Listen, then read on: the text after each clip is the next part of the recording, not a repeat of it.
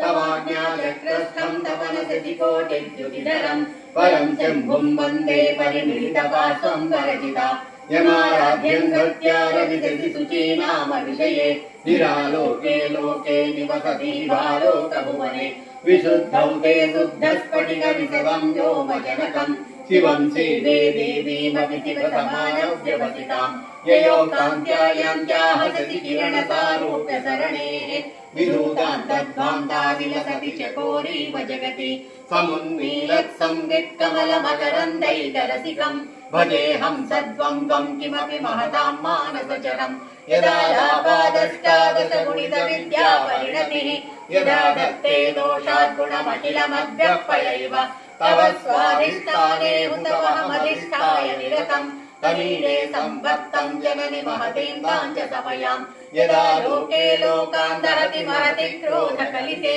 दयाद्राया दृष्टिः शिशिरमुपचारं रचयति तडित्वं तं शक्त्यातिमिरपरिपन्ति स्फुरणया स्फुरन्नानारत्नाभरणपरिणद्धेन्द्रधनुषम् तव श्यामं मेघं कमपि मणिपूरैकशरणम् निषेवे वर्षन्तं हरमिहिरतप्तं त्रिभुवनम् तवाधारे मूले सह समयया लास्यपरया नवात्मानं मन्येन वरसमहाताण्डवनटम् उभाभ्यामेताभ्यामुदय विधिमुद्दिश्य दयया स्वनाथाभ्यां जज्ञे जनकजननीमज्जगदिदम् गतैर्माणिक्यत्वं गगनमणिभिः सान्द्रघटितं किरीटं ते हैमं हिमगिरिसुते कीर्तयति यः समीडे यच्छायाच्चूर्णशबलं चन्द्रसकलं धनुसौनासीरं किमिति न निबध्नाति धिषणाम् धुनोतुध्वां तं न स्तुलितदलितेन्दीवरवनं घनस्निग्धश्लक्ष्णं चिपुरनिकुरुम्बं तव शिवे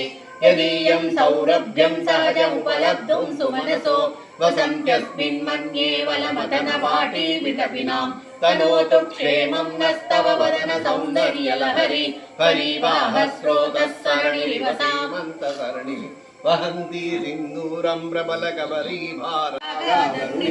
तुलामध्यारोढुं कथमिव न लज्जेत कलया विदज्योत्स्नाजालं तव वदनचन्द्रस्तैः चण्डां सत्त्रिपुरहर निर्माय विमुखैः विशाखेन्द्रोपेन्द्रैः शशिविशदगत्पूरसकलाः विलीयन्ते मातस्तव वदनताम्बूलकवलाः विपञ्च्या गायन्ति विविधमपदानं पशुपतिश्वेताकाला गुरुबहुळजम्बालमलिना मृणाली लालित्यं वहति यदा त्रिभुवनशिवाभ्यां हृदि पुनः भवाभ्याम् आनन्दस्फुरदनुभवाभ्यां रतिरियं गलन्ति